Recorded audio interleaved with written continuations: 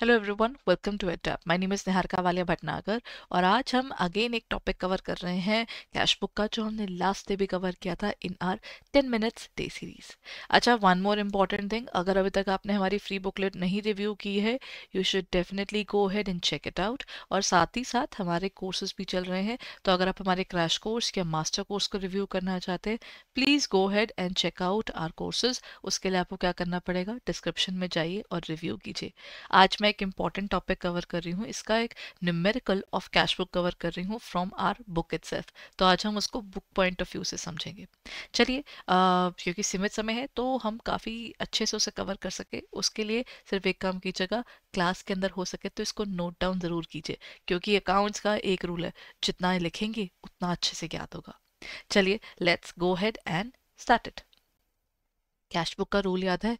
Cash book का एक simple सा रूल है, जब आपके पास पैसा आता है तो आप क्या करेंगे, आप रिसीट्स को हमेशा डेबिट साइड पर लिखेंगे, और जो पैसा जाता है उसको हम लिखेंगे आपकी पेमेंट साइड। यानी ये आपकी डेबिट साइड है और ये आपकी क्रेडिट साइड है। बैंक की तरह नहीं सोचना, ठीक है? अब यहाँ पर बैंक का उल्टा चलता है। चलिए शुरू करें। ओपनिंग कैश बैलेंस ₹2,01,4,222, यानी हमारे पास में 2022 के फर्स्ट डे पर 2 लाख रुपए हमारे पास कैश में पड़े थे और 3 लाख रुपए हमारे पास किस में पड़े थे, बैंक बैलेंस में। तो हमारे पास कैश और बैंक दोनों का बैलेंस है। अगर हमें डबल एंट्री, हम लोग डबल कॉलम कैश बुक बना रहे हैं, तो हमें इसको एक ही पर्टिकुलर बुक्स में डाल सकते हैं। अब क्योंकि ये ओपनिंग बैलेंसेस हैं, याद रखिएगा इसका मतलब है ये मेरा एक एसेट है। एसेट क्यों है? क्योंकि मेरे पास बैंक में पैसा पड़ा हुआ है, मेरे पास कैश में पैसा पड़ा हुआ है। This is an asset to me, है ना? तो जब आप इसकी बात करते हैं तो वैसे तो बैंक बैलेंस को काफी हद तक जो बैंक का नाम आ जाए तो वो आपका चल जाता है पर्सनल अकाउंट के अंदर। बट अगेन, हमारे पास तो पैसा है ना, जो पैसा है वो आपका डेबिट साइड पर आता है। तो ओपनिंग बैलेंसेस जो हैं वो आपके, अगर पैसा है तो यहाँ आएगा। याद रखिएगा, कैश बुक कभी नेगेटिव नहीं होती। मतलब मैं कभी नहीं बोल सकती हूँ जी मेरी जेब में ना -20 रुपीज है। बैंक में मेरे पास ओडी हो सकता है, लेकिन कैश हमेशा डेबिट से शुरू होगा। और बैंक में अगर पैसा है तो डेबिट से शुरू होगा, कम है या फिर लोन पर है, यानी जिसको हम लोन पर कहते हैं, माइनस में है, तो वो क्रेडिट साइड से शुरू होगा, क्योंकि वो एक लाइबिलिटी होता है। तो आपने क्या करना है, पहले आपके 2 लाख रुपीज यहाँ आ जाएंगे और यहाँ पर आपके 3 लाख आ जाएंगे। तो ये आपके ओपनिंग बैलेंसेस हैं। उसके बाद कहते हैं deposit of cash of 10,000 in the bank. आपने बैंक में पैसा डाला, यानी आपका कैश और ये वाला बैंक हो गया। अभी ना अमाउंट्स पर फोकस मत कीजिए, ट्रीटमेंट पर फोकस कीजिए, क्योंकि मैं अमाउंट्स दिखाने वाली हूँ इसके बाद। अब वो कहता है डिपॉजिट ऑफ कैश ऑफ 10,000, मैंने बैंक में पैसा डाला, यानी बैंक की साइड पर तो रिसीट आया ना। मैं बोलूंगी बैंक में 10,000 रुपीज गए, ये तो ठीक है, क्योंकि बैंक में एक्चुअली 10,000 रुपीज गए हैं, वो तो बात ठीक है। But what about cash? जब मैं बैंक में पैसा जमा कराती हूँ तो क्या होता है, मेरे को मैसेज आता है amount credited in your bank account, है ना? तो वैसे भी मैंने आपको होगा कि बैंक अकाउंट से उल्टा चल रहा है जो कैश बुक में दिखता है हमको। तो उस हिसाब से क्या होता है, मेरे बैंक में पैसा आया है तो रिसीट साइड पे मैंने लिख दिया बैंक में पैसा आया। बट उसका दूसरा इफेक्ट क्या होता है, मैं कैश में पैसा लेकर गई होंगी ना, मैंने अपनी जेब से कैश निकाला और मैंने सामने रख दिया, जी मेरे 20,000 रुपए। अब अगर मैंने 10,000 रुपए मैंने बैंक में डाले, तो मेरी जेब से क्या गया, कैश गया ना। तो कैश अकाउंट में आप लिख देंगे जी 10,000 चले गए, और बैंक अकाउंट के अंदर आप पैसा डाल देंगे। और रूल ऑफ जर्नल जो कंसेप्ट है, यानी बैंक में पैसा आया और कहाँ से आया, ये कौन बताएगा बैंक में पैसा है? कहता है cash account.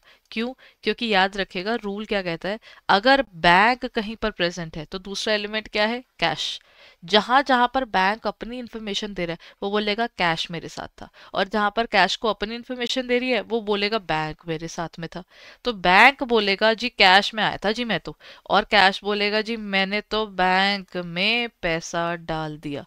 Follow the columns, ठीक है? उसके बाद आपको कोई प्रॉब्लम नहीं आएगी। Issue of cheque of 15,000 on salary, मैंने जी चेक दिया है, कैश में से कुछ नहीं गया, एक चेक काटा और दे दिया, तो मेरे पास में पैसा गया है कहाँ से, बैंक में से, यानी वो पेमेंट है। तो मैं बोल सकती हूँ ये 15,000 यहाँ है। मान लीजिए मैंने बैंक में 20,000 रुपए डिपॉजिट कराए हैं, तो वो बैंक में क्या होंगे, चेक जमा कराए, तो वो 20,000 यहाँ दिखेंगे। ठीक है। सो आपके जो चेक्स है उसका सिनेरियो अलग है और कैश का सिनेरियो अलग। आई होप ये समझ में आया। इसको ना एक बार हम ऐसे भी देख लेते हैं। ये रहा आपका वो पूरा टेबल, और इसके बाद ये साइड होती है रिसीट और ये साइड होती है पेमेंट। अब देखिए, कैश और बैंक में पैसे पड़े थे तो 2 लाख और 3 लाख साल की बिगनिंग में। कैश डिपॉजिट होगा तो वो ये रहा, क्योंकि बैंक बोलेगा जी मेरे पास तो कैश आया, और कैश बोलेगा ओहो मेरी जेब से तो कैश चला गया, क्योंकि इसके लिए तो पेमेंट है ना। अगर चेक था कोई, अब वो चेक मैंने बैंक में से निकाला है, सैलरी किसी की पेमेंट हुई है, हमारे एम्प्लॉय की पेमेंट हुई है, तो वो मेरी क्रेडिट साइड से चला गया। अब आपको अगर इसको बैलेंस भी करना होता है, क्योंकि आपके पास इनिशियली 2 लाख रुपए थे और बैंक में 3 लाख 10 हो गए, 3 लाख + 10,000। आपकी डेबिट साइड का टोटल हो गया 3 लाख 10,000 एंड 22 लाख, दोनों का इंडिविजुअल अकाउंट्स का। फिर आप कैश में अगर 2 लाख रुपए आए थे और 10,000 रुपए उसमें से लग गए, कितने बचे? 1,90,000। तो ये आपकी बनती है बैलेंसिंग फिगर, कि हमारे पास कैश में बचे हैं 1,90,000 और बैंक में देखिए 3,10,000 रुपीज आए और टोटल कितने लग गए? 15,000। ये ना हमने कैलकुलेट करके निकालनी होती है, ठीक है। तो आप क्या करेंगे, 3,10,000 में से 15 माइनस कर देंगे तो बच जाएगा 2,95,000। तो 3,10,000 की पूरी काउंट आपको पता चल गई कि 15,000 हमने निकाल लिए, तो एंड में 2,95,000 हमारी जेब में बचे हैं। This is your cash book. Single column cash book होती है तो सिर्फ कैश होगा, और अगर डबल कॉलम है तो कैश और बैंक दोनों इसमें आपको इंक्लूडेड मिलेंगे, ठीक है। This is a double column cash book and this kind of entry, जो आपके पास कैश में भी जिसकी मूवमेंट दिखी और बैंक में भी दिखी। ध्यान से देखिए इस पर्टिकुलर एंट्री को, यानी हमने कैश में से पैसा निकाला और बैंक में पैसा डाला। इस तरह की एंट्री जिसमें आपको लेजर में डेबिट और क्रेडिट दोनों में मूवमेंट दिखती है, उसको हम कहते हैं कॉन्ट्रा एंट्री, ठीक है। क्योंकि डेबिट में भी मूवमेंट है और क्रेडिट में भी मूवमेंट है सेम लेजर के अंदर, ठीक है ना। कैश बुक के लेजर के अंदर दोनों जगह, लेकिन याद रखिए कैश कैश बैंक बैंक नहीं है, कैश और बैंक है, ठीक है ना। तो इसका मतलब अपर में भी कैश, लोअर में भी कैश नहीं है, एक आपका बैंक है एक आपका कैश है, मूवमेंट दोनों में है। तो इसको हम लोग कहते हैं double column cash book and this is called, ये वाला पोर्शन इसे कहते हैं हम बैलेंसिंग। आई होप ये आपको टॉपिक समझ में आया हो। अगर समझ में आया तो प्लीज़ इसको शेयर कीजिएगा, लाइक कीजिएगा और चैनल को सब्सक्राइब करना मत भूलिएगा। Thank you so much everyone, bye bye. We'll be meeting in the next day. अच्छा, बिफोर आई एंड, जितनी जल्दी हो सके आप अपना डिसीजन ले लीजिए, what do you want to do. आपने सेल्फ स्टडी करनी है या आप हमारे कोर्सेज को देखना चाहते हैं? So go ahead and check out our courses so that आपको पढ़ने में आराम रहे और आपका डिसीजन हो जाए कि मैंने अब ये करना है, राइट। और प्लीज़ हो सके तो जब भी अकाउंट्स पढ़ते हैं तो अपने साथ में ना, स्पेशली जब आप न्यूमेरिकल्स करें तो अपने पास एक नोटबुक पेन ज़रूर रखें, उसके बिना ये क्वेश्चंस नहीं हो पाते। Thank you.